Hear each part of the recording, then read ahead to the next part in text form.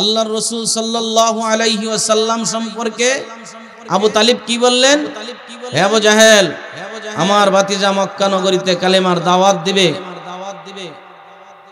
আমি বেঁচে থাকতে তুমি আবু জাহেল আমার ভাতিজার দিকে আঙ্গুল তুলবে, এটা কোনো অবস্থাতেই হইতে পারে না।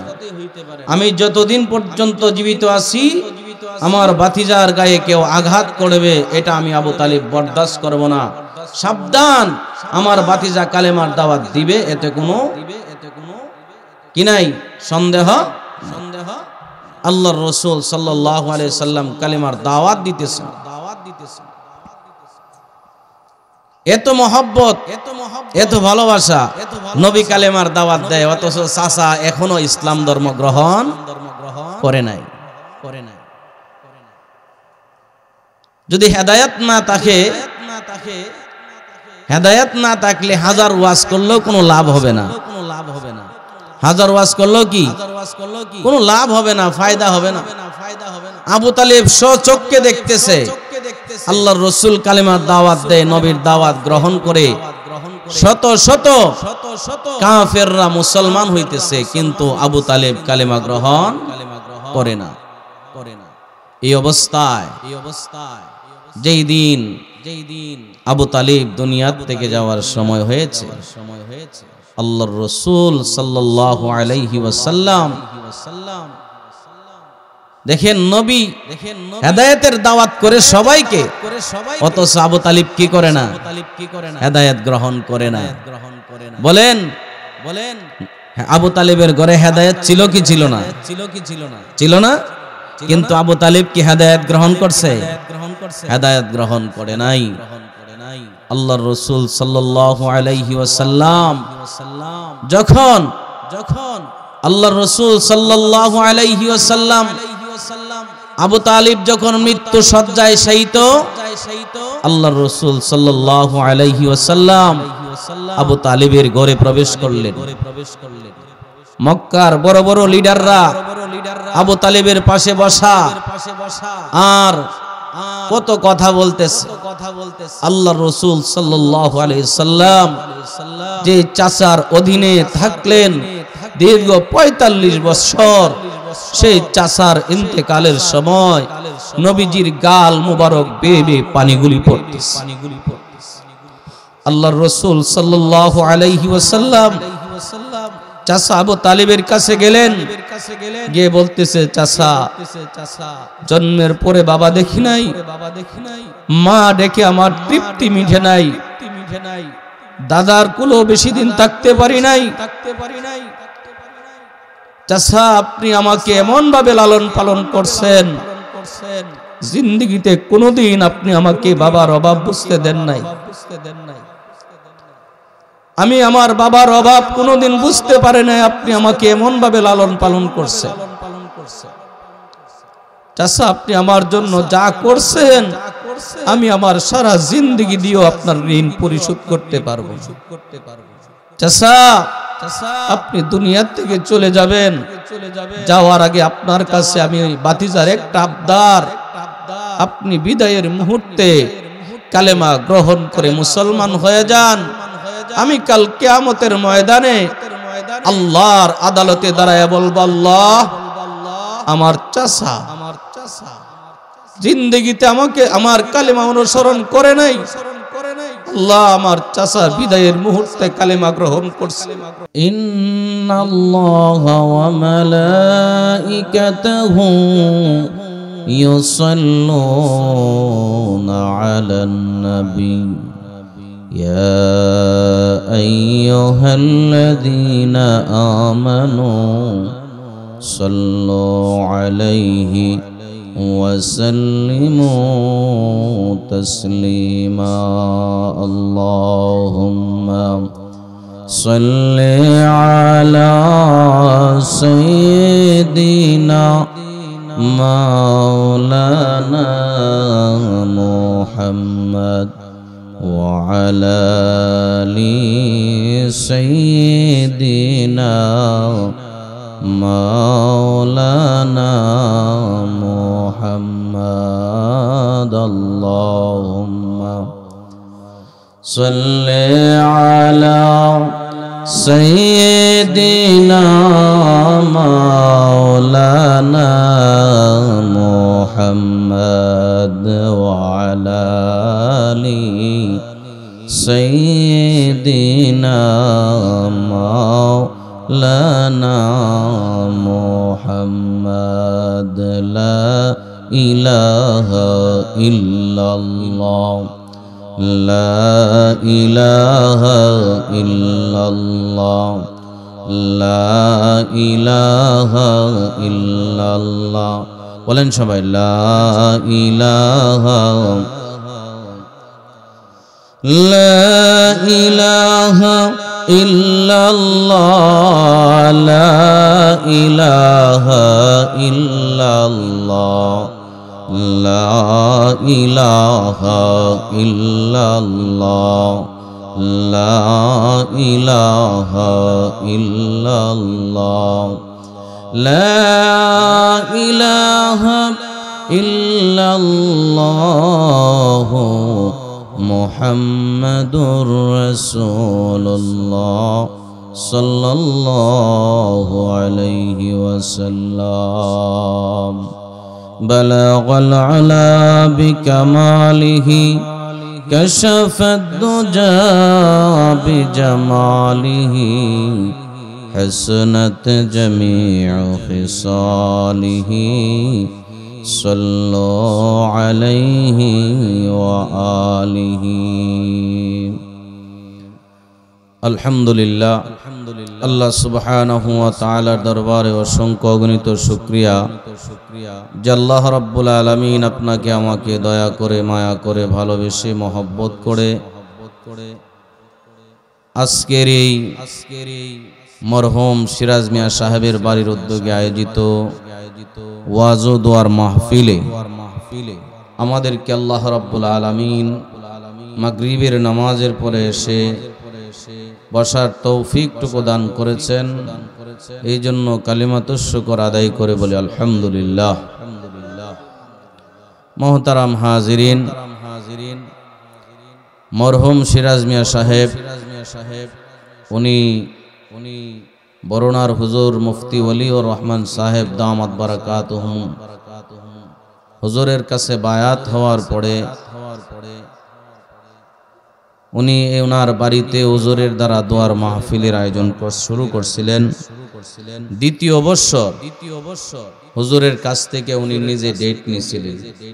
মাহফিলের অল্প কিছুদিন আগেই আল্লাহর বান্দা আল্লাহর ডাকে সাড়া দিয়ে দুনিয়া থেকে চলে গেছেন। তারপর ওনার ভাই জনাব ইসহাক মিয়া সাহেব হুজুরের কাছে বায়াত গ্রহণ করেন। করার পরে গত বছর হুজুরের কাছ থেকে এই ডেটটা উনি নিয়েছিলেন। ইনশাআল্লাহ হুজুর যথাসময়ে আসবেন। গত 12 তারিখেও হুজুরের সাথে আমার একটা প্রোগ্রাম ছিল। অনেক সময় হুজুর আমাকে বলছে, আফসোস করছে, বলছে মাওলানা সিরাজ মিয়া সাহেব ওনার কথা স্মরণ হলে আমার কষ্ট লাগে। আমি ওনার জন্য মন থেকে দোয়া করি, আল্লাহ যেন ওনার কবরটাকে জান্নাতের বাগান বানায়া দেয়। হুজুর বলছেন যে উনি আমাকে খুব বেশি মহব্বত করতেন। তো এই যে একটা মহব্বত উলামায়ে কেরামের সাথে, এটা হলো হেদায়েতের একটা রাস্তা। উলামায়ে কেরামের সাথে সম্পর্ক হেদায়েতের রাস্তা। উলামায়ে কেরামের যত নিকটে যাওয়া যাবে, উলামায়ে কেরামকে যত মানা যাবে, তত আমার আপনার জিন্দেগিতে ফায়দা হবে, লস হবে না। উলামায়ে কেরাম, আল্লাহর রাসূল বলছেন এই জমিনের উপরে সবচেয়ে দামি হলো উলামায়ে কেরাম, কোরআন ওয়ালা যারা। এই জন্য আমরা কোরআন ওয়ালাদের সাথে সম্পর্ক রাখি। এই যে মাহফিল, এই মাহফিল আমার আপনার হেদায়েতের জন্য। কোরআন উলামায়ে কেরাম কোরআন হাদিস থেকে কথা বলবেন, এই কথা আমি আপনি আমল করতাম। আমল করলে কি হবে? দুনিয়াতেও লাভ, আখিরাতেও লাভ। উলামায়ে কেরাম কোরআন হাদিস থেকে কথা বলবেন, আমার আপনার জিন্দেগিটাকে যেন পরিবর্তন হয়, আমাদের দুনিয়ামুখী জিন্দেগি যেন আখিরাতমুখী হয়। এই জন্য মাহফিলগুলা এটা কোনো অন্য কোনো বিষয়বস্তু না, এটা হচ্ছে আমার আপনার হেদায়েতের রাস্তা। এটা আমার আপনার হেদায়েতের রাস্তা। আল্লাহ তাআলা হাসরের ময়দানে জিজ্ঞাসা করবে, বান্দা তোমার বাড়িতে তোমার ঘরে হেদায়েত গেছিল কিন্তু তুমি গ্রহণ করো নাই। হেদায়েত গেছিল তুমি কি করো নাই? হেদায়েত গ্রহণ করো নাই। তখন বান্দা বলবে, আল্লাহ কখন গেল হেদায়েত? তখন আল্লাহ তাআলা বলবে, কেন উলামায়ে কেরাম তোমারে মসজিদের মিম্বরের বয়ানে, জুমার বয়ানে ইমাম সাহেব তোমাকে হেদায়েত করছে, তোমার কান পর্যন্ত হেদায়েতের কথা পৌঁছছে, তোমার কান পর্যন্ত হেদায়েতের কথা পৌঁছছে, কেন তুমি হেদায়েত গ্রহণ করলা না? ওই সময় বান্দা আফসোস করবে। বলেন ওই সময়ের আফসোস কোনো কাজে আসবে? কোনো কাজে আসবে না। যেরকম ভাবে আল্লাহর রাসূল সাল্লাল্লাহু আলাইহি ওয়াসাল্লামের দীর্ঘদিন যিনি আল্লাহর রাসূলের খেদমত করছেন, আল্লাহর রাসূল সাল্লাল্লাহু আলাইহি সাল্লামের দাদা আব্দুল মুত্তালিবের ইন্তেকালের পরে চাচা আবু তালিব রাসূলের দেখাশোনার দায়িত্ব গ্রহণ করলেন। আবু তালিব রাসূলকে কেমন মহব্বত করতেন, কেমন মহব্বত করতেন? আবু তালিবের ভালোবাসা যদি এক পাল্লায় রাখা হয়, আর তামাম পৃথিবীর সকলের ভালোবাসা যদি আর এক পাল্লায় রাখা হয়, আবু তালেবের ভালোবাসার পাল্লা ভারী হবে। ভালোবাসা কম থাকার কারণে না বেশি থাকার কারণে? বেশি থাকার কারণে। কত বছর ছিল রসুল আবু তালিবের অধীনে? প্রায় ৪৫ বছর আল্লাহর নবী আবু তালিবের তত্ত্বাবধানে ছিল। আবু তালিব নবীকে কেমন মহব্বত করতেন? নিজে না খায়া আল্লাহর নবীর মুখে খাবার উঠায় দিতেন। নিজের সন্তানদেরকে আগে খাবার দিতেন না, নিজের সন্তানদেরকে আগে মহব্বত করতেন না, আগে আল্লাহর নবী রাহমাতুল লিল আলামিনকে মহব্বত করতেন। সন্তানের চাইতে নবীকে বেশি অগ্রাধিকার দিয়েছে। কেন? আল্লাহর পয়গম্বর আমার আপনার নবী মুহাম্মদুর রাসূলুল্লাহ সাল্লাল্লাহু আলাইহি ওয়াসাল্লাম ইয়েতিম ছিলেন। কি ছিলেন? রাসূল করিম সাল্লাল্লাহু আলাইহি ওয়াসাল্লামের নবুয়ত প্রাপ্তির পরে আল্লাহর রাসূল যখন নবুয়ত প্রাপ্ত হইলেন, নবুয়ত প্রাপ্ত হওয়ার পরে আল্লাহর রাসূল যখন মক্কা নগরীতে কালিমার দাওয়াত দেয়, মক্কা নগরীতে কালিমার দাওয়াত দেওয়ার আগে নবীর কোনো দুশমন ছিল না। কালিমার দাওয়াত শুরু করছেন, আল্লাহর রাসূলের দুশমন তৈরি হয়ে গেল। সর্বপ্রথম যিনি নবীজির বিরোধিতা করছেন তিনি হচ্ছেন নবীর আপন চাচা আবু লাহাব। নবীজি সাল্লাল্লাহু আলাইহি ওয়াসাল্লামের কালেমার দাওয়াতে বাধা দেওয়ার জন্য আবু জাহেল, আবু লাহাব, উতবা, সাইবা, ওয়ালিদ ইবনে মুগিরা, মক্কার বড় বড় লিডাররা আবু তালিবের কাছে আসছে। আয়েশা বলে, আবু তালিব, তোমার ভাতিজা মুহাম্মদ আমাদের বাপদাদার সমালোচনা করে, আমাদের ধর্মের সমালোচনা করে, আমাদের দেবদেবীর সমালোচনা করে। তোমার ভাতিজা নাকি বলে লা ইলাহা ইল্লাল্লাহ, এক আল্লাহ ছাড়া কোনো মাবুদ নাই, মুহাম্মাদুর রাসূলুল্লাহ, আর মুহাম্মদ নাকি আল্লাহর রাসূল। এই আবু তালিব, আমাদের বাপদাদার ধর্মকে বাদ দিয়া নতুন ধর্মের দাওয়াত দে, আর আমাদের দেবদেবীগুলার সমালোচনা করে, আমাদের বাপদাদার সমালোচনা করে। সুতরাং তুমি তোমার ভাতিজাকে বোঝাও, যদি না পারো আমাদের হাতে ছেড়ে দাও। আবু তালিব তখন কি বলছে? আবু তালিব বলে, হে আবু জাহেল, আমার ভাতিজা এই মক্কা নগরীতে কালেমার দাওয়াত দিবে।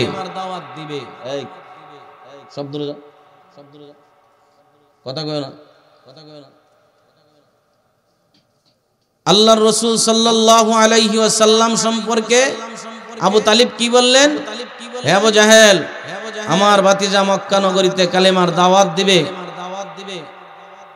আমি বেঁচে থাকতে তুমি আবু জাহেল আমার ভাতিজার দিকে আঙ্গুল তুলবে, এটা কোনো অবস্থাতেই হইতে পারে না। আমি যতদিন পর্যন্ত জীবিত আছি আমার ভাতিজার গায়ে কেউ আঘাত করবে, এটা আমি আবু তালিব বরদাস্ত করব না। সাবধান, আমার ভাতিজা কালেমার দাওয়াত দিবে, এতে কোনো কি নাই, সন্দেহ। আল্লাহর রাসূল সাল্লাল্লাহু আলাইহি সাল্লাম কালেমার দাওয়াত দিতেছেন। এত মহব্বত, এত ভালোবাসা, নবী কালেমার দাওয়াত দেয়, অথচ চাচা এখনো ইসলাম ধর্ম গ্রহণ করে নাই। যদি হেদায়েত না থাকে, হেদায়েত না থাকলে হাজার ওয়াজ করলেও কোনো লাভ হবে না।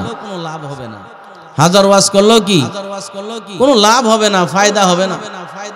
আবু তালিব স্বচক্ষে দেখতেছে আল্লাহর রাসূল কালেমার দাওয়াত দেয়, নবীর দাওয়াত গ্রহণ করে শত শত কাফেররা মুসলমান হইতেছে, কিন্তু আবু তালিব কালেমা গ্রহণ করে না।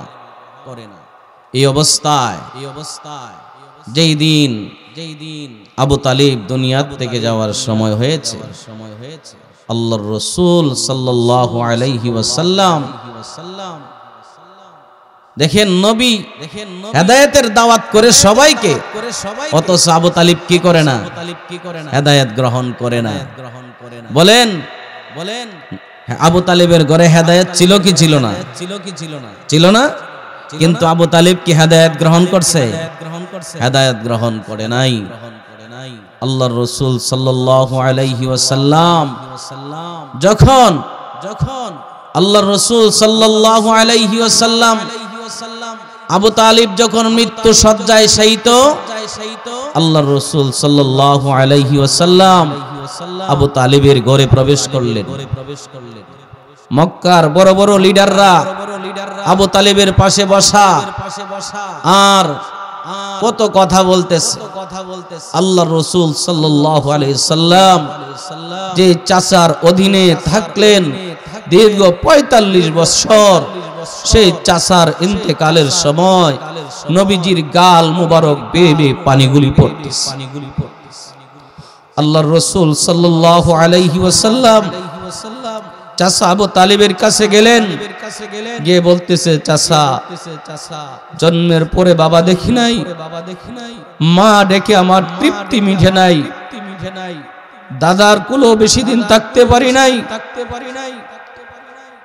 চাচা আপনি আমাকে এমন ভাবে লালন পালন করছেন, জিন্দেগিতে কোনোদিন আপনি আমাকে বাবার অভাব বুঝতে দেন নাই। আমি আমার বাবার অভাব কোনোদিন বুঝতে পারি নাই, আপনি আমাকে এমন ভাবে লালন পালন করছেন। চাচা আপনি আমার জন্য যা করছেন আমি আমার সারা জিন্দেগি দিয়েও আপনার ঋণ পরিশোধ করতে পারবো। চাচা আপনি দুনিয়া থেকে চলে যাবেন, যাওয়ার আগে আপনার কাছে আমি ভাতিজার একটা আবদার, আপনি বিদায়ের মুহূর্তে কালেমা গ্রহণ করে মুসলমান হয়ে যান।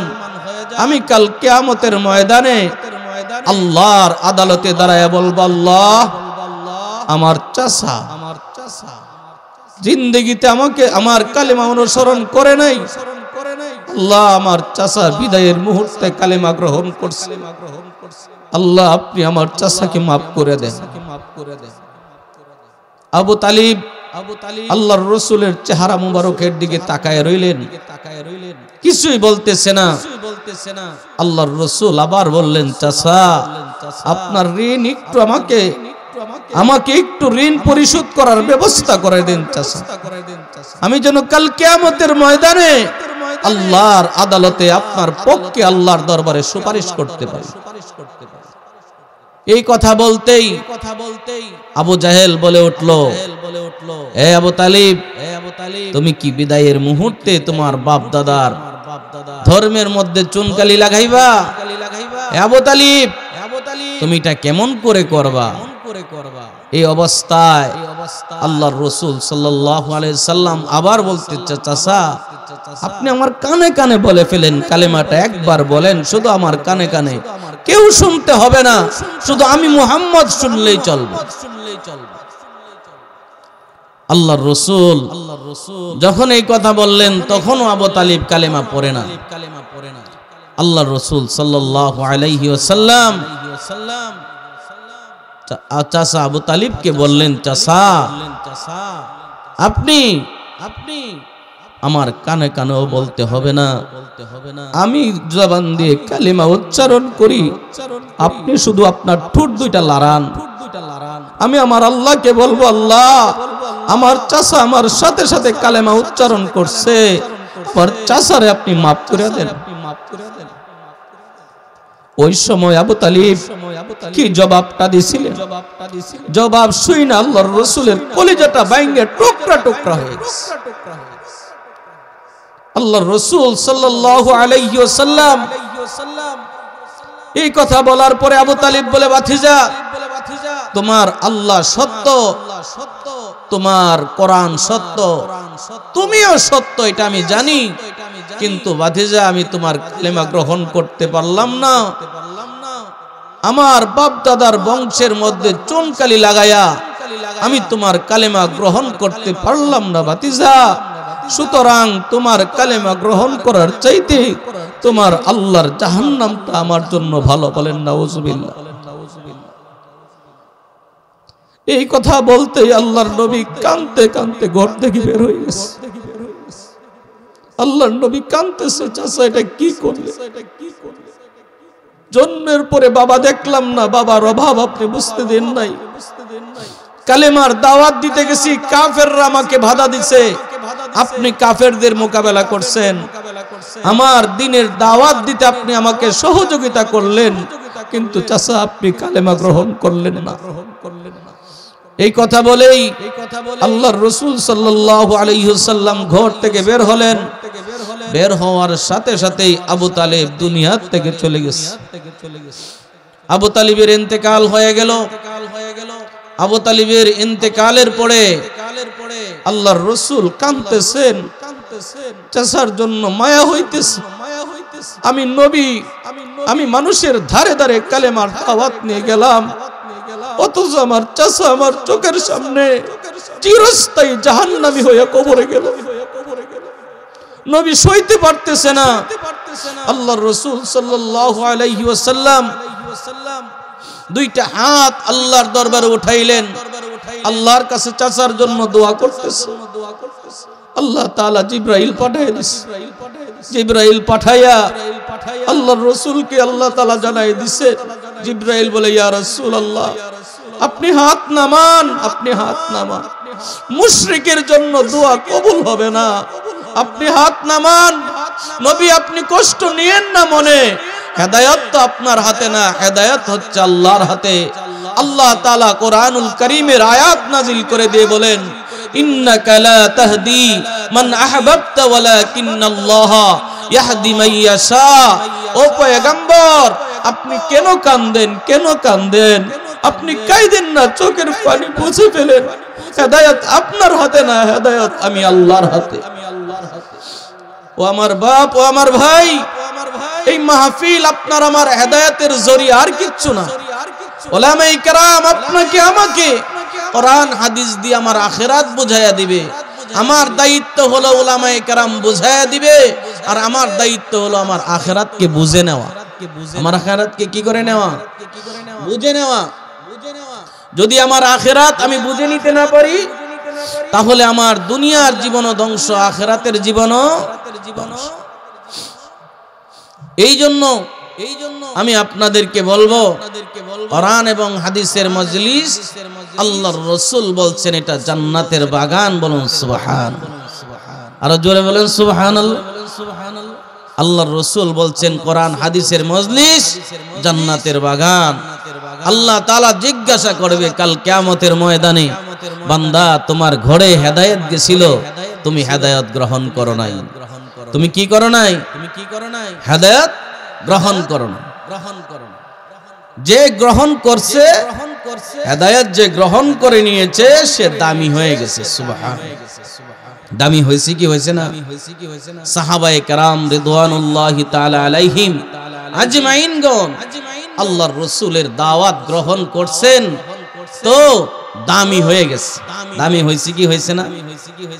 ও আমার বাপ, ও আমার ভাই, আপনি আমি ঈমানের জন্য কতটুকু কষ্ট করছি, আর এই নবীরে আমি আপনি কতটুকু মহব্বত করছি। আল্লাহর রাসূল বলেন উম্মত তুমি আমারে মহব্বত করো, জানো আমারে মহব্বত করতে কি লাগবো? আমারে যে তুমি মহব্বত করবা কি লাগবো তুমি জানো? আল্লাহর রাসূল বলে উম্মত লা ইউমিনু আহাদুকুম হাত্তা আকুনা হাব্বা ইলাইহি মিন ওয়ালিদিহি ওয়া ওয়ালাদিহি ওয়ান নাসি আজমাইন। আল্লাহর রাসূল বলে উম্মত আমার ভালোবাসা শুধু মুখে নয়, আমাকে ভালোবাসতে হইলে তুমি তোমার ছেলে মেয়ে মা বাপ আত্মীয় স্বজন তোমার যা কিছু আছে সবচাইতে বেশি, এমন কি তোমার জানের চাইতে বেশি আমাকে মহব্বত করতে হবে। কিসের চাইতে বেশি? জানের চাইতে বেশি নবীকে মহব্বত করতে হবে। সাহাবায়ে কেরাম আল্লাহর রাসূলকে নিজের জানের চাইতে বেশি মহব্বত করছে। করছে কি করছে না? কেমন মহব্বত করছে হযরতে বেলাল। আল্লাহু আকবার, আল্লাহু আকবার।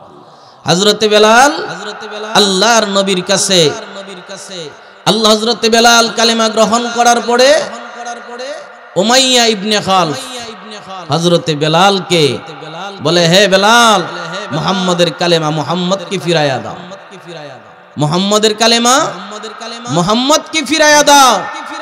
কিন্তু বেলাল বলে না না, মুমিন একবার ঈমান গ্রহণ করে তো মরণ আসতে পারে, ঈমান ছাড়তে পারে না, ঈমান ছাড়তে পারে না। হযরতে বেলাল হাবশী রাদিয়াল্লাহু তাআলা আনহু আল্লাহর রাসূলকে কতটুকু মহব্বত করছেন, কিভাবে মহব্বত করছেন। হযরতে বেলালের কালেমার খবর যখন মক্কার লোকদের কাছে পৌঁছে গেল, তখন হযরতে বেলালকে আবু জাহেল, আবু লাহাব, উতবা, সাইবারা মিলে সারা রাত চাবুক দিয়ে পিটাইছে। চাবুকের আঘাতে আঘাতে বেলালের পিঠ লাল হয়ে গেছে, রক্ত বের হয়ে গেছে। তারপরেও বেলালের জবান থেকে উচ্চারিত হয়েছে আহাদ আহাদ আহাদ। ভাই কথা কইেন না, এ ভাই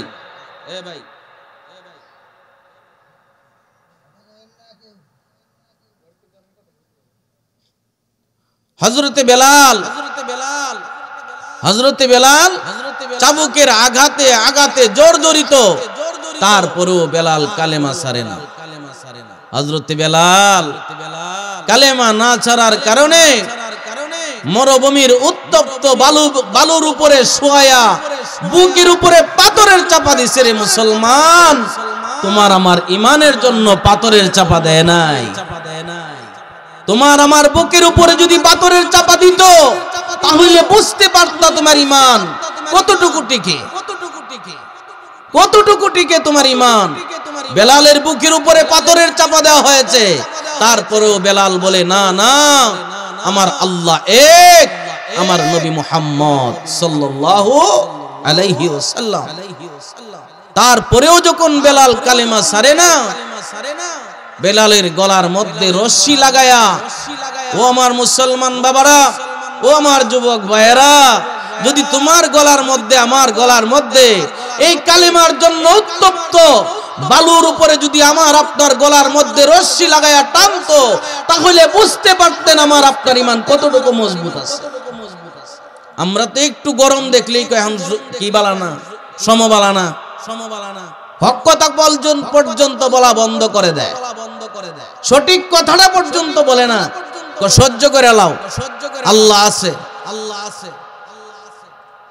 হযরতে বেলাল গলার ভিতরে রশ্মি লাগায়া টানতেছে।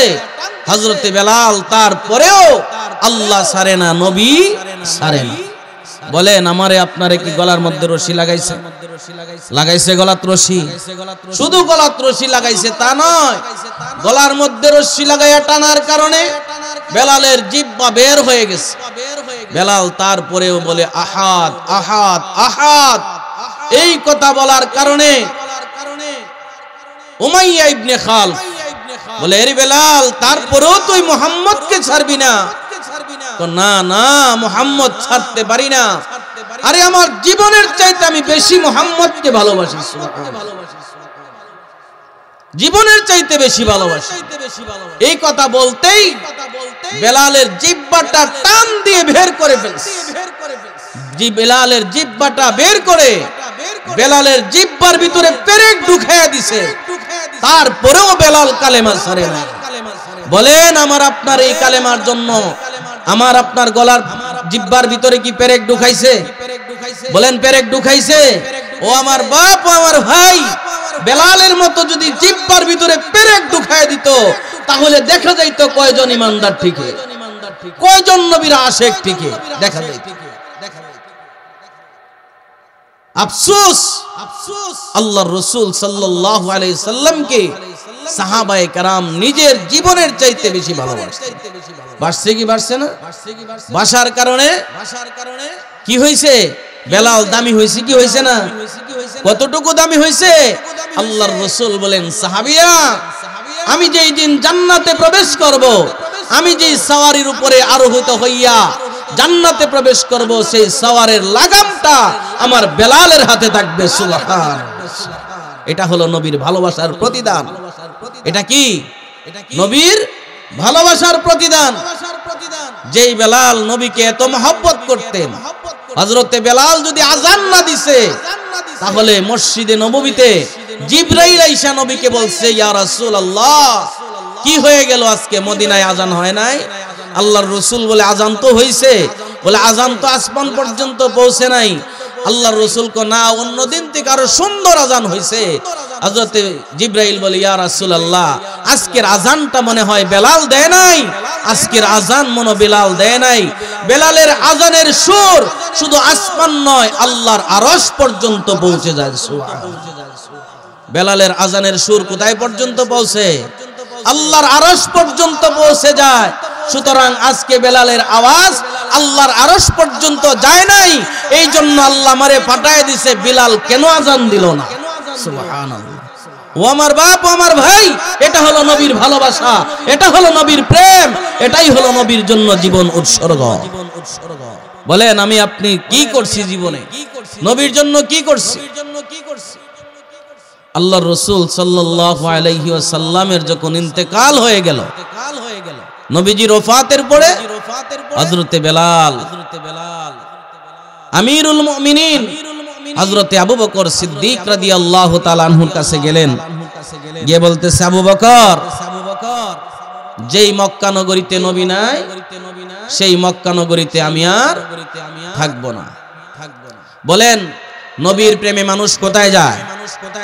মদিনায় যায়। কোথায় যায়? মদিনা যায়। আর বেলাল বলতেছে, ও আমিরুল মুমিনিন, যেই মদিনায় নবী নাই সেই মদিনায় আমি আর থাকব না। নবীর প্রতি বেলালের কত টান। আবু বকর বলে, কেন থাকবা না? বলে, যেই মদিনায় বেলাল হাঁটার পরে বেলালের পিছনে নবী আসবে না, ওই মদিনায় আমি আর থাকব না। নবী বেলালের পিছনে কেন হাঁটবেন? আল্লাহর রাসূল সাল্লাল্লাহু আলাইহি সাল্লাম কি বেলাল বলতেন, ইয়া রাসূলুল্লাহ আপনি সামনে যাইবেন না, ইহুদিরা রাস্তার মধ্যে আপনাকে কষ্ট দেওয়ার জন্য অনেক কিছু রাখতে পারে, ওই মদিনায় আমি আর কি করব না? থাকব না। হযরতে বেলাল গাট্টি গোট্টা লইয়া মদিনা থেকে সুদূর দামেস্কে চলে গেছে। বলেন কি বেলাল কি শুধু নবীরে ভালোবাসে? নবী কি বেলাল রে ভালোবাসে না? আরে বাসে কি বাসে না? খালি ভালোবাসা কি এক পক্ষ থেকে হয়? ভালোবাসা তো এক পক্ষ থেকে হয় না, ভালোবাসা উভয় পক্ষ থেকে হয়। বেলাল যেমন আল্লাহর রাসূলকে ভালোবাসতেন, আল্লাহর রাসূল বেলালকে ভালোবাসতেন, বলেন সুবহানাল্লাহ। বেলালকে নবী কেমন ভালোবাসতেন? আল্লাহর রাসূল সাল্লাল্লাহু আলাইহি সাল্লামের ইন্তেকালের পরে যখন বেলাল মদিনা থেকে দামেস্কে চলে গেল, 1 মাস 2 মাস হয়ে গেল, 3 মাস হয়ে গেল, 4 মাস হয়ে গেল, 5 মাস হয়ে গেল, 6 মাস হয়ে গেছে। 6 মাস হয়ে যাওয়ার পরে আল্লাহর রাসূল সাল্লাল্লাহু আলাইহি ওয়াসাল্লাম একদিন বেলালকে স্বপ্নে বলতেছে, আরে বেলাল, ও বেলাল, কি হয়ে গেল? তুমি বেলাল আমারে কেমন করে ভুইলা গেলা? এ বেলাল, তুমি আমারে কেন ভুইলা গেলা? এই 6টা মাসের ভিতরে কত লোক আমার রোজার পাশে দাঁড়ায় সালাম দেয়। আরে বেলাল, তোমার সালামের আওয়াজ আমি নবী পাই না। বলেন, আমার নবী রোজাতে জিন্দা কিনা? আমাদের নবী হায়াতুন নবী কিনা? আমাদের নবী হায়াতুন নবী, জিন্দা নবী। রাসূল বলেন, কবরে আমার রওজার পাশে দাঁড়ায়া সালাম দিলে আমি সেই সালাম নিজের কানে শুনি এবং জবাব দেই, বলুন সুবহানাল্লাহ। এটা মুসলমানদের আকীদা। আমার নবী হায়াতুন নবী, জিন্দা নবী। আমার নবী হায়াতুন নবী, জিন্দা নবী। আল্লাহর রাসূল বেলালকে স্বপ্নে বলতেছে, রে বেলাল, 6টা মাস হয়ে গেল, কত লোক আমার কবর আমার রোজার পাশে দাঁড়ায়া সালাম দেয়, তুমি বেলালের সালামের শব্দ আমি কেন শুনতে পাই না? এ বেলাল, তুমি আসো না, তুমি আসো, আমার রোজার পাশে দাঁড়ায়া একটা সালাম দাও, আমি নবীর কলিজা ঠান্ডা হয়ে যাবে। আল্লাহর রাসূল বেলালকে স্বপ্নে বলতেছে, বেলাল তুমি আসো, আয়েশা আমার রওজার পাশে দাঁড়ায়া সালাম দাও, তোমার সালামের দ্বারা আমার কলিজা ঠান্ডা হয়ে যাবে। নবী বেলালকে কত মহব্বত। স্বপ্ন দেখার সাথে সাথেই হযরতে বেলাল আর দেরি করলেন না, সাথে সাথে গাট্টি গুট্টা লইয়া আবার মদিনায় চলে আসছে। যেই দিন বেলাল মদিনায় প্রবেশ করে আল্লাহর নবীর একদল সাহাবা যখন দেখলেন বেলাল মদিনায় প্রবেশ করতেছে, সাহাবীরা কাঁদতে আরম্ভ করছে, ছোট ছোট বাচ্চাগুলা পর্যন্ত কাঁদতে আরম্ভ করছে আর বলতেছে, ও মদিনার লোকেরা, ওই যে দেখা যায় বেলাল আসতেছে, মনে হয় বেলালের সাথে আল্লাহর নবীও মদিনায় আগমন করবে। সুবহানাল্লাহ। সাহাবায়ে কেরাম কাঁদতে আরম্ভ করছে বেলালকে দেখে। বেলাল মদিনায় প্রবেশ করলেন। মদিনায় প্রবেশ করেই সুজা আল্লাহর নবীর রওজার পাশে দাঁড়ায়া গেছে। আল্লাহর নবীর রওজার পাশে দাঁড়ায়া বেলাল চোখের পানি ফেলায়া কান্দে আর বলে, নবী গো, আমি আপনাকে ভুলি নাই, আমি আপনাকে ভুলি নাই নবী, আমি আপনাকে ভুলি নাই, আমি আপনারে আমার জীবনের চাইতে বেশি মহব্বত করি। ও নবী, এই মদিনায় থাকলে আপনাকে দেখতে পারবো না, এজন্য আমি মদিনার থেকে চলে গেছি। আমি বেলাল আপনাকে ভুলি নাই নবী, আমি আপনাকে ভুলি নাই। আমি কেমনে আপনাকে ভুলবো? আপনি আমার জান, আপনি আমার প্রাণ, আপনি আমার সবকিছু গো নবী। আল্লাহর রাসূল সাল্লাল্লাহু আলাইহি সাল্লামের রওজার পাশে দাঁড়ায়া হযরতে বেলাল রওজা জিয়ারত করলেন। জিয়ারত করে আল্লাহর রাসূলের সাহাবী হযরতে বেলাল আবার গাট্টি গুট্টা লইয়া আবার দামেস্কের দিকে রওনা হয়ে গেছে। এই অবস্থায় সাহাবায়ে কেরাম হযরতে বেলালকে গিয়ে বলতেছে, গো বেলাল, 6 মাস হয়ে গেল, ও বেলাল আপনি আযান না দিলে তো জিবরাইল আইতো। ও বেলাল, 6 মাস হয়ে গেছে, আমরা আপনার কণ্ঠে আযান শুনতে পাই না। বেলাল, আপনি একটু আযান দেন না, একটু আযান দেন, আপনার কণ্ঠের আযান শুনতে চাই। হযরতে বেলাল বলেন, না ওগো নবীর সাহাবীরা শোনো, আমি বেলালকে আযানের কথা বইল না, আমি বেলাল আযান দিতে পারবো না, কারণ যে আযানের পরে নবী ইমামতি করবে না সেই আযান আর কোনোদিন বেলাল দিবে না। সাহাবায়ে কেরামের অনুরোধের পরেও বেলাল যখন আযান দেয় না, তখন কয়েকজন সাহাবী বলল, হে আব্দুর রহমান ইবনে আউফ, আমাদের কথায় বেলাল আযান দিবে না, যদি বেলালের কণ্ঠের আযান শুনতে হয়, নবীর কলিজার টুকরা 2 নাতি হাসান আর হুসাইন রাদিয়াল্লাহু তাআলা আনহুমাকে বলো।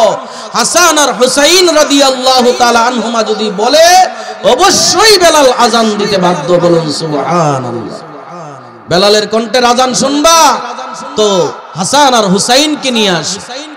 হাসান আর হুসাইন রাদিয়াল্লাহু তাআলা আনহুমাকে নিয়ে আসা হলো। হযরতে হাসান আর হুসাইন রাদিয়াল্লাহু তাআলা আনহুমা দুই নাতি রাসূলের বেলালের দুই হাতের মধ্যে ধরছে।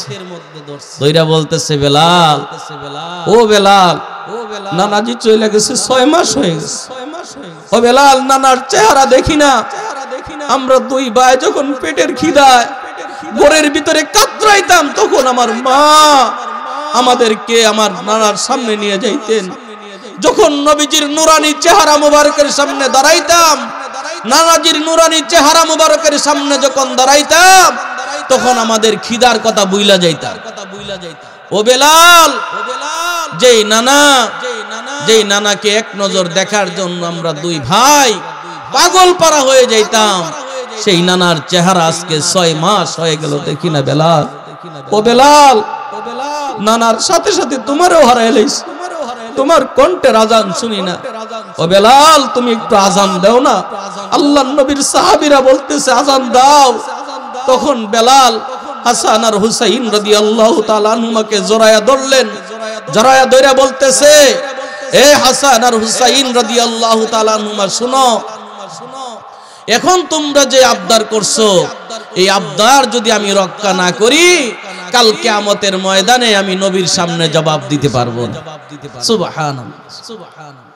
এ হাসান আর হুসাইন, আরে হাসান আর হুসাইন, তোমরা তো নবীর সেই কলিজার টুকরা নাতি। নবী আমি জীবনে কোনোদিন দেখি নাই আল্লাহর রাসূল তোমাদেরকে কোনো কিছু চাওয়ার পরে নবী তোমাদেরকে খালি হাতে ফিরাইছে, এটা আমি কোনোদিন দেখি নাই। এ হাসান আর হুসাইন রাদিয়াল্লাহু তাআলা আনহুমা, আজকে যদি আমি আযান না দেই, কাল কিয়ামতের ময়দানে যদি নবী জিজ্ঞাসা করে, রে বেলাল, আমার নাতি তোমার কাছে তো একটু আযানই শুনতে চাইছিল, তুমি কেন আযান দিয়ে আমার নাতিদেরকে শুনাইলা না?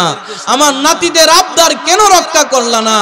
যদি আল্লাহর রাসূল আমাকে কাল কিয়ামতের ময়দানে আমাকে জিজ্ঞাসা করে, ও হাসান আর হুসাইন, আমি নবীর সামনে জবাব দিতে পারবো না, আমি আর একটা মুহূর্ত দেরি করতে চাই না, এই মুহূর্তে আমি আযান দেব। এই কথা বলেই হযরতে বেলাল মিনারার মধ্যে দাঁড়ায় গেছে। হযরতে বেলাল মিনারার মধ্যে দাঁড়ায়া যখন আযান দিতে শুরু করলেন, বেলালের কণ্ঠের আযান শোনার পরে মক্কার অলিতে গলিতে কান্নার রোল পড়ে গেছে। মহিলারা পর্যন্ত মসজিদে নববীর দিকে আসতেছে আর বলতেছে, ও মদিনার লোকেরা, তোমরা কে কোথায় আছো? তাড়াতাড়ি ঘর থেকে বের হয়ে আসো। ওই যে বেলালের কণ্ঠের আযানের সুর শোনা যায়, বেলাল আযান দিতেছে, মনে হয় আল্লাহর নবী ইমামতি করবে। বলুন সুবহানাল্লাহ। আল্লাহর নবী ইমামতি করবে। কিন্তু হযরতে বেলাল যখন আশহাদু আন্না মুহাম্মাদুর রাসূলুল্লাহ বলছে, বলার সাথে সাথে বেলাল অজ্ঞান হয়ে জমিনে পড়ে গেছে। বেলাল অজ্ঞান হয়ে যাওয়ার পরে সাহাবায়ে কেরাম বেলালের মাথায় পানি দেওয়ার পরে যখন বেলালের হুঁশ ফিরে আসলো, সাহাবায়ে কেরাম জিজ্ঞাসা করে, ওগো বেলাল, আপনি কেন অজ্ঞান হয়ে গেলেন? তখন বেলাল জবাব দিয়ে বলে, ও আল্লাহর নবীর সাহাবীরা, শোনো, আমি যেই সময় মসজিদে নববীতে আযান দিতাম, যখন আমি বলতাম আশহাদু আন্না মুহাম্মাদুর রাসূলুল্লাহ, তখন আমি তাকায়া তাকায়া দেখতাম আল্লাহর নবীর নুরানি চেহারা মোবারক মসজিদে মিম্বরের মধ্যে দেখা যায়। আমি নবীর নুরানি চেহারা মোবারক দেইকা দেইকা আযান দিছি। আজকে যেই মাত্র আমি আশহাদু আন্না মুহাম্মাদুর রাসূলুল্লাহ বললাম, বলতে দেরি হয়েছে, আল্লাহর নবীর নুরানি চেহারা মোবারক যখন আমার চোখের সামনে বাইসা আসছে, আমি বেলাল সহ্য করতে পারি নাই, অজ্ঞান হয়ে জমিনে পড়ে গেছি। সুবহানাল্লাহ। ও মুসলমান বাপ, ও আমার ভাই, এটা ছিল সাহাবায়ে কেরামের নবীর প্রতি ভালোবাসা আর আমাদেরও ভালোবাসা। বলেন, সাহাবীদের ভালোবাসার সামনে আমার আপনার ভালোবাসা টিকবে? ও ভাই, ও আমার বাপ, ও আমার ভাই, আমি যদি নবীকে ভালোবাসি কেন আমি ফজরের নামাজ পড়ব না? আমি যদি নবীকে ভালোবাসি আমি কেন জোহর পড়ব না? আমি যদি নবীকে ভালোবাসি কেন আসর পড়ব না, মাগরিব পড়ব না, কেন আমি এশারের নামাজ পড়ব না? ও আমার বাপ, ও আমার ভাই, বলেন আল্লাহর নবীর জিন্দেগিতে কয় ওয়াক্ত নামাজ কাজা করছে? বলেন। নবী তো এক ওয়াক্ত নামাজও কাজা করে নাই। তাহলে আমি আপনি কেমন করে নবীর আদর্শ কেমনে ছেড়া দিয়া বলি? কেমনে আমি না নবীর আশেক, আমি না নবীর উম্মত? আমি যদি নবীর উম্মতি হয়ে থাকি তাহলে কেমনে নামাজ ছাড়া থাকি? বলেন কেমনে নামাজ ছাড়া? কেমনে নামাজ ছাড়া? আল্লাহর রাসূল এই নামাজ শিখানোর জন্য, আল্লাহর রাসূল এই নামাজ শিক্ষা দিতে যায়া কত কষ্ট করছে উম্মত, কত কষ্ট করছে তুমি জানো? তুমি জানো নবী তোমার এই নামাজ শিখাইতে গিয়া কত কষ্ট করছে? আল্লাহর রাসূল সাল্লাল্লাহু আলাইহি সাল্লাম খানায়ে কাবার পাশে রাসূল নামাজে দাঁড়াইছে। তখন খাদিজাতুল কুবরা রাদিয়াল্লাহু তাআলা আনহা দুনিয়াতে নাই। ছোট্ট মেয়ে ফাতেমা রাদিয়াল্লাহু তাআলা আনহা, ছোট্ট মেয়ে ফাতেমা রাদিয়াল্লাহু তাআলা আনহা আল্লাহর নবী নামাজে দাঁড়াইছে। ফাতেমা রাদিয়াল্লাহু তাআলা আনহা নবীর পাশে দাঁড়ায় রইছে। এই অবস্থায় আবু জাহেল নবীর মাথা মোবারকের উপরে উটের পচা নারী বুড়িগুলি নবীর মাথা মোবারকের উপরে রাইখা দিছে। আর বলেন না নাউজুবিল্লাহ। কেন? নবী কি করছিল? নামাজ শিখাইছে উম্মত। এই নামাজ শিখাইতে যাইয়া নবীর মাথার উপরে কি আসছে? উটের পচা নারী বুড়িগুলি আসছে। এই নারী বুড়ি দিয়ে আবু জাহেল চলে গেছে। ছোট্ট মেয়ে ফাতেমা আল্লাহর রাসূল সাল্লাল্লাহু আলাইহি সাল্লামের মাথা মোবারক থেকে উটের নারী বুড়িগুলি সরাইছেন। আর চিৎকার করে বলছে, ও মক্কার লোকেরা, আমার মা নাই, আমি ইয়াতীম, আমার বাবারে তোমরা মাইরো, আমার বাপরে তোমরা মাইরো না, আমার বাবারে তোমরা মাইরো না, আমার বাবারে বাঁচাও, আমার বাবারে বাঁচাও। ছোট্ট মেয়ে ফাতেমা টাইনা টাইনা উটের নারী বুড়িগুলি সরাইছে। উম্মত, এইভাবে নবী তোমারে আমারে নামাজ শিখাইয়া গেছে। কেমনে নামাজ না পড়ে থাকো বলো বাপ? কেমনে সেজদা না দিয়ে ফজরে ঘুমায়া থাকো? কিভাবে তোমার এই রুচি হয়? যেই নবী তোমারে নামাজ শেখানোর জন্য এত কষ্ট করলেন, এই নামাজের জন্য নবী তায়েফে রক্ত দিছে, যেই নবী নামাজের জন্য উহুদে দান শহীদ করছে, সেই নবীর এই আদর্শের নামাজ তুমি কেমনে ছেড়ে দাও? ও ভাই, ও মা, ও বোন, তুমি কেমনে নামাজ ছেড়ে থাকো বলো? কাল কিয়ামতের ময়দানে নবীর সামনে তুমি কি জবাব দিবা? বলো তুমি কি জবাব দিবা? কোন জবাব দিতে পারবেন? বলে কোন জবাব দেওয়া যাবে? কোন জবাব দেওয়া যাবে না বাপ। এই জন্য আপনাদের কাছে এই মেসেজটুকুই দেওয়া, ওয়াজ মানে সুর না বাপ, ওয়াজ মানে সুর না। আল্লাহ যথেষ্ট কণ্ঠ দিছে, ইচ্ছা করলে সুর দিয়ে ওয়াজ করা যায়, কিন্তু সুরের ওয়াজে মানুষের দিলে আঘাত লাগে না। দিলে কি লাগে না? দিল পর্যন্ত কথা পৌঁছে না বাপ, দিল পর্যন্ত কথা পৌঁছে না। সুর শুধু কানের মজা দেয়, দিলের মজা দিতে পারে না, দিলের মজা দিতে পারে না, দিলের মজা দিতে পারে না। এই জন্য আলহামদুলিল্লাহ আমাদের মুরব্বীদের পরামর্শ যে মাওলানা যেহেতু উম্মতের সামনে কথা বলেন, সুর বাদ দেন, সুর বাদ দেন। সুরের সময় না, মানুষ লাফায়া জাহান্নামের দিকে যাইতেছে, মানুষকে জাহান্নাম থেকে ফিরাইতে হবে। সুর বাদ দেন। মুরব্বীদের পরামর্শে আপনাদের সামনে এই ভাঙ্গাচোরা কথা। কেন? একমাত্র উদ্দেশ্য হলো আমরা যেন নবীর আশিক হইতে পারি, নবীর প্রকৃত উম্মত হইতে পারি। ঠিক কিনা বলেন? আমরা নবীর আশিক হইতে চাই কি চাই না? আল্লাহ তাআলা আমাদের বুঝার তৌফিক দান করেন, বলুন আমিন। একটু জিকির করেন, লা ইলাহা লা ইলাহা ইল্লাল্লাহ, লা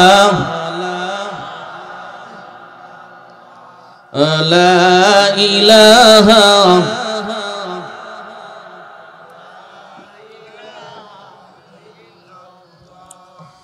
লা ইলাহা ইল্লাল্লাহ, হাসবি রাব্বি জাল্লাল্লাহ, মা ফি কলবি গায়রুল্লাহ, হাসবি রাব্বি জাল্লাল্লাহ, মা ফি কলবি গায়রুল্লাহ শুধু মাবুদ এক আল্লাহ লা ইলাহা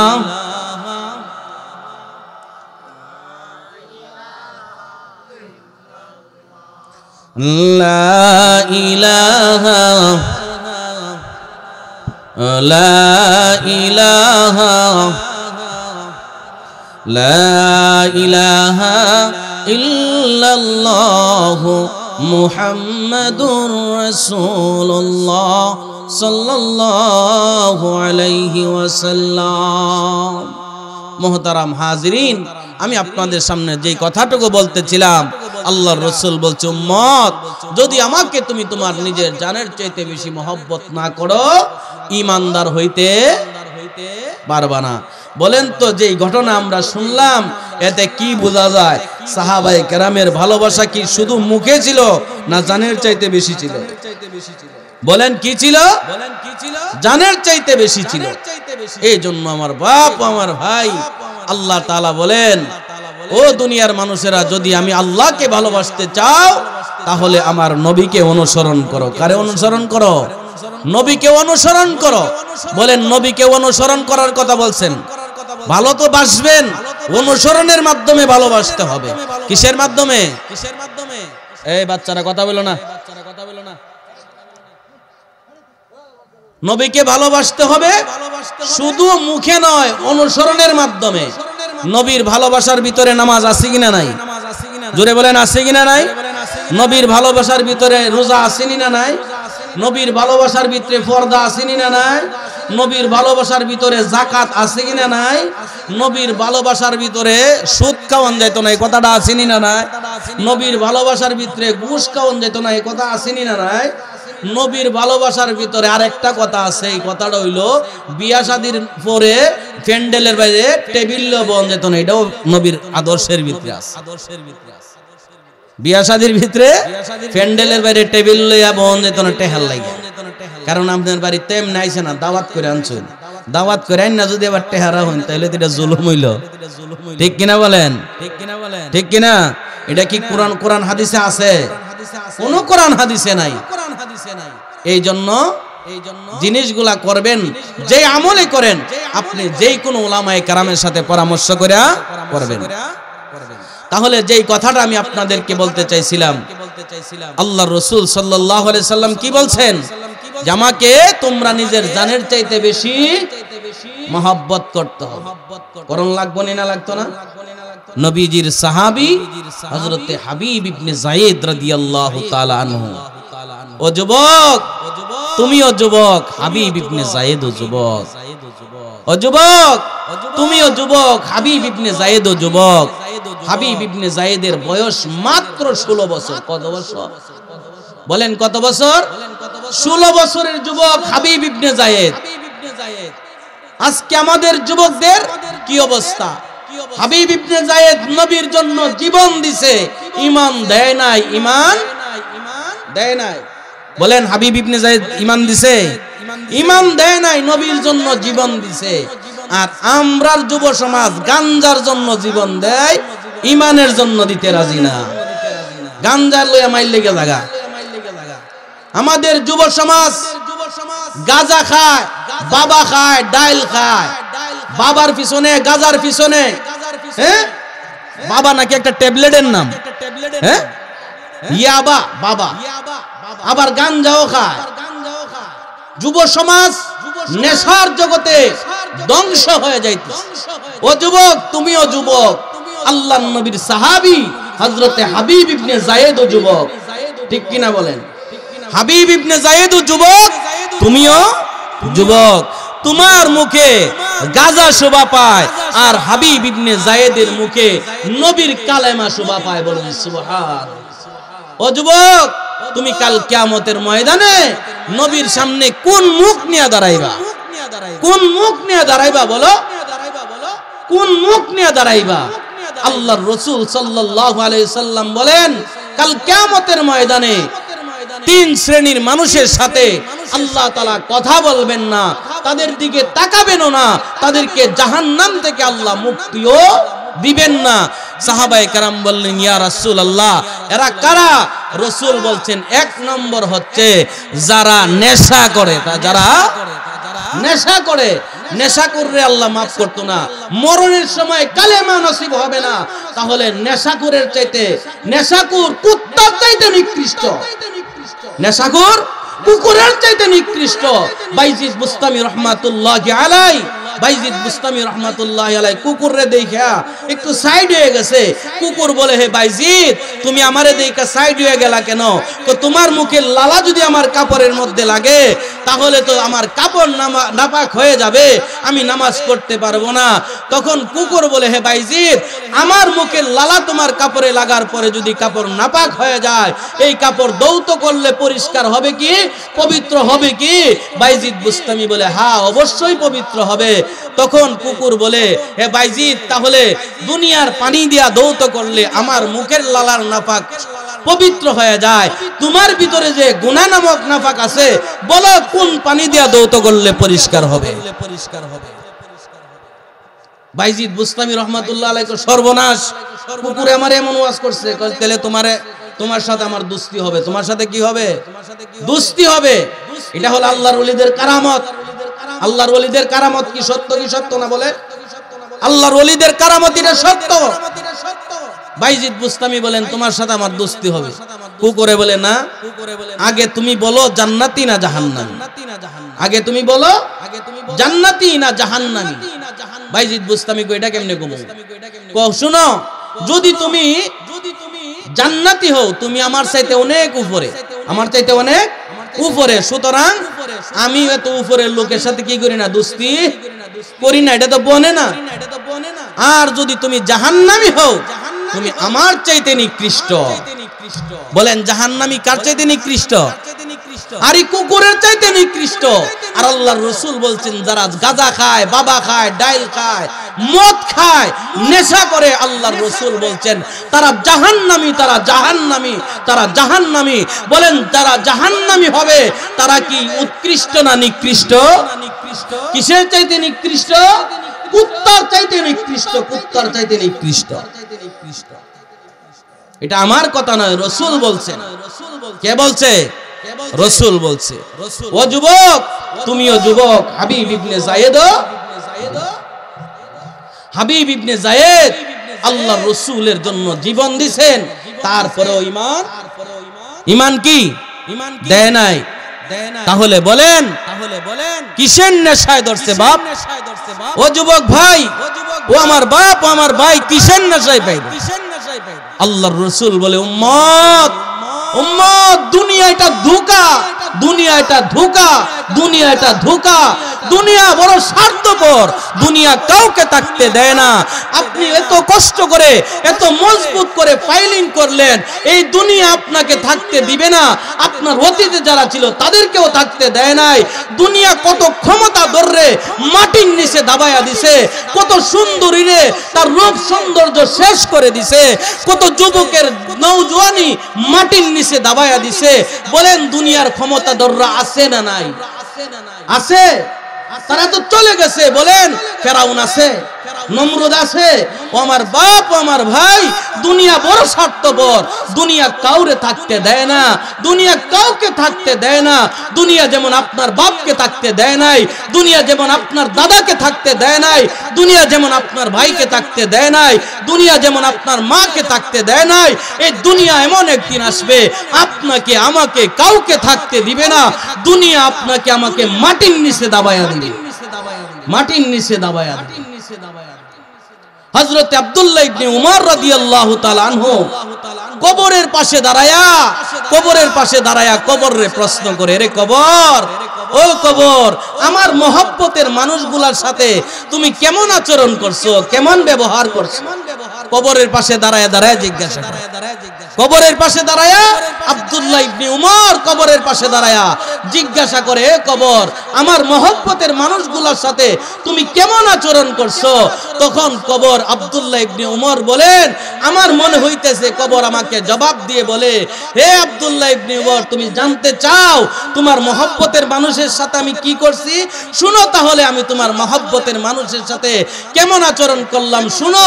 ও আব্দুল্লাহ ইবনে উমর, তোমার মহব্বতের মানুষ কবরে আসার পরে তার দেহের থেকে আমি তার চোখটা আলাদা করে ফেলছি, তার দেহের থেকে তার কানটারে আলাদা করে ফেলছি, তার সে কবরে আসার পরে তার হাতটাকে তার দেহ থেকে আলাদা করে দিলাম, তার পা তার দেহ থেকে আলাদা করে দিলাম।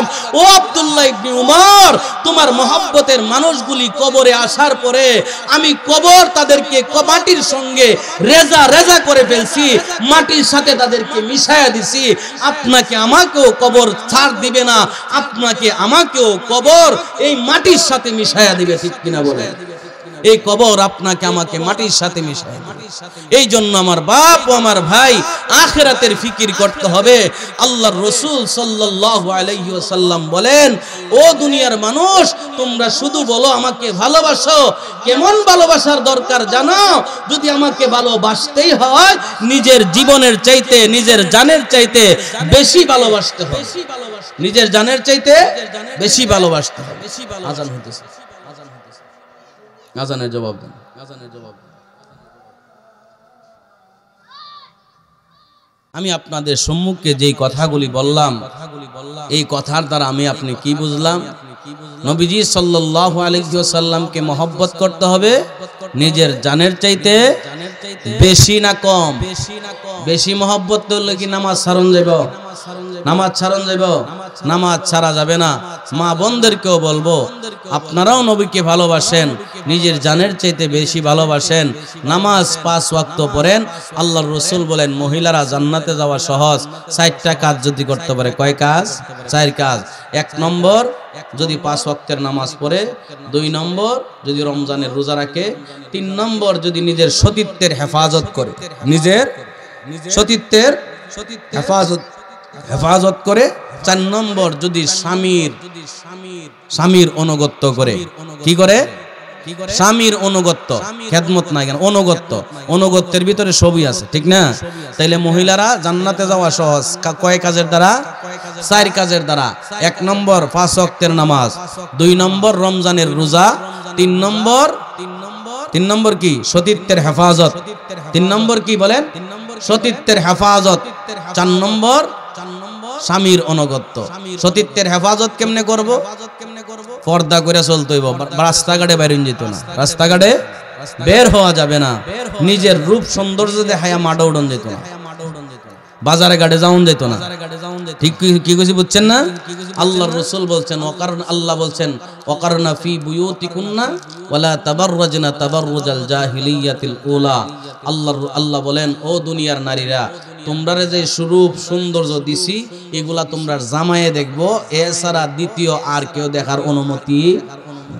কিন্তু আমরা মহিলার আর কিছু সমস্যা আছে। যেদিন মনে করবেন মাধবপুর বাজারও যাইব, এদিন সাহায্যে একবারে গড় থেকে বাড়িব, আর গড়ও থাকবো, যত পুরান কাপড় চোপড় আছে এগুলা ফিন্দা জামাইয়ের সামনে যাইব, ঠিক না? এই হলো আমাদের মহিলাদের স্বভাব। আল্লাহ কয়, তোমাদেরকে রূপ দিছি, যৌবন দিছি, এগুলা তোমার স্বামীরে দেখাইবা। আল্লাহ রাসূলকে বেশি করে সাজবা, যখন জামাই গড়াওয়ানের সময় বেশি করে সাজ্জা, তারপরে জামাইয়ের সামনে যাইবা, গিয়া মুস্কি এক কান হাসি দিবা, স্বামী স্ত্রীর মহব্বত বাড়বো, ঘরে ঝগড়া কি এর মহব্বত হইত, মুস্কি হাসি দিত। চেহারা দেখলে জামাই সর্বনাশ, তুফান দিয়ে পড়ছে, ঠিক না? তুফান আয়া পড়ছে। আল্লাহ তাআলা আমাদের মা বোনদেরকে বোঝার তৌফিক দান করুন।